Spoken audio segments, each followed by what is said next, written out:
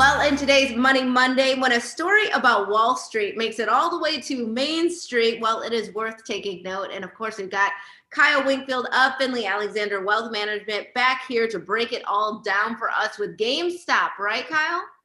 Oh yeah, that was well, cheers for Main Street, right? I think when we saw what happened, when everyone heard about the Reddit thread and what happened to GameStop, everybody's trying to figure that out. I think now that the dust has settled a little bit, I mean, the very playbook that hedge fund managers were using to make money off of Main Street, and sometimes at our detriment, got flipped on them. So they flipped the script on them, as they say. Break it all down for us, because I feel like I was late to the party. I wish I were at the beginning of the party. I would have been a lot happier right now, but I was late to the party finding out about what happened, like so many of us were. Break down what exactly happened with this. So instead of getting into what a short position is or what a call or any of those things, because we're talking about stuff that might take a little bit longer to explain. Just understand that what happened was, here are these big hedge funds that pretty much control most of the trading or profit from it, saw that maybe perhaps GameStop and some other stocks were headed probably south and wanted to make money on it, and took really, really strong positions, hoping that these companies would fail or drop in price.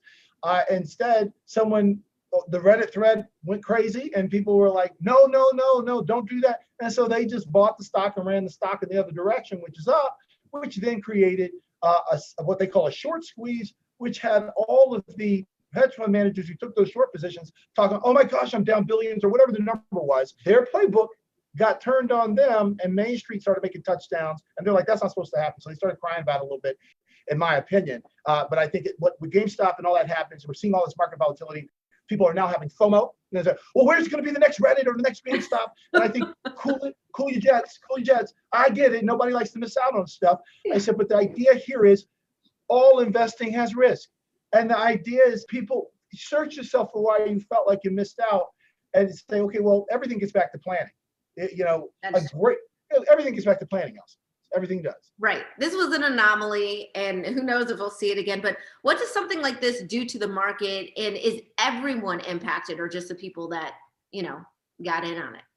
Well, I think when you see that kind of volatility, and then some might say manipulation, it can do a couple of things. It can inspire folks to want to get involved and want to invest. So from 30,000 feet, I think that's pretty cool, because people are starting to be like, hey man, I shouldn't miss out on stuff. The other thing is that it's wild swings in the market, right? So you got all this volatility, and up and then it's down, it's up, then it's down. That creates a lot of anxiety if you're speculating.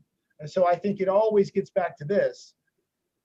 No matter how great an investment strategy is, no matter how great the rate of return, it cannot outperform a poor savings habit.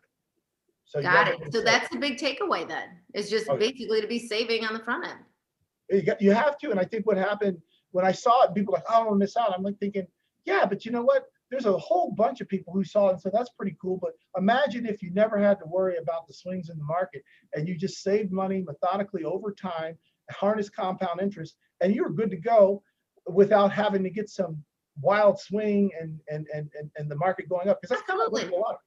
I think, we just look at it and you're like, I mean, maybe I don't want to need it, but it's still nice, Kyle.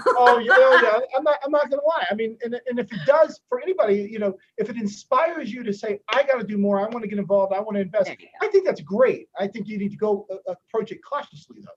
So, of course, we want to keep this discussion going. And fortunately for us, you're going to do that after this segment, right?